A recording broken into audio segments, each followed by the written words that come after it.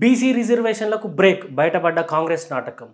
Congress నాటకమా, Revanth Reddy నాటకమా, BJP నాటకమా, అగ్రవర్ణాల నాటకమా? భారత రాజ్యాంగాన్ని 106 సార్లు సవరణ చేసుకున్నాం కదా, మరి బీసీ రిజర్వేషన్లు కల్పించడం అంత ఇబ్బందిగా మారిందా వీళ్లకు? పార్లమెంట్ లో ఆమోదించక ముందే, 9th షెడ్యూల్లో చేర్చక ముందే సుప్రీంకోర్టు జడ్జిమెంట్లను పక్కన పెట్టి 2 కోట్ల బీసీ ప్రజలతో ఆడుకున్నావు కదా రేవంత్ రెడ్డి. బీసీలను మభ్యపెట్టి మాయ చేసి మంట లేకుండానే పోయి వెలిగిద్దాం అనుకున్నావులే. మళ్ళీ ఇలా వింతేందంటే మంత్రులకు, ఎమ్మెల్యేలకు, ప్రతిపక్ష నాయకులకు, బీసీ సంఘాలకు, మేధావులకు, ఆల్మోస్ట్ ఆల్ అన్ని వర్గాల ప్రజలకి బీసీ రిజర్వేషన్లు కల్పించడం ఇష్టమే. కానీ ఈ చెత్త బానిసత్వంతో పేరుకుపోయిన ఈ రాజకీయ వ్యవస్థలకు బీసీ బిల్లే కాదు, సామాన్య ప్రజలకు కావాల్సిన ఏ బిల్లు పాస్ కాదు, పాస్ కానియర్, అట్లనే టైం పాస్ చేస్తూ ఉంటారు. అందుకే సునీల్ అన్న విద్యార్థుల రాజకీయ పార్టీ స్థాపించి రాజకీయ వ్యవస్థ మారాలి, మారే కాలాన్ని బట్టి రాజకీయాల్లోకి సామాన్యులు రావాలి, ఉచిత విద్యా వైద్యం కార్పొరేట్ స్థాయిలో ప్రతి పౌరుడికి అందాలని ఉద్యమం స్టార్ట్ చేసిండు. కాబట్టి బీసీ ప్రజలారా, ఎట్లయితే తెలంగాణ రాష్ట్రాన్ని ఉద్యమం ద్వారా తెచ్చుకున్నామో అదే విధంగా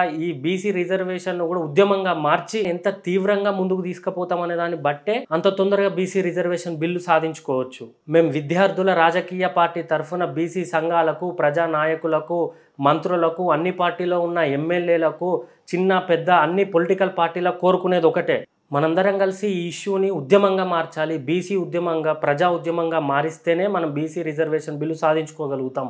జై వీఆర్పీ, జై తెలంగాణ.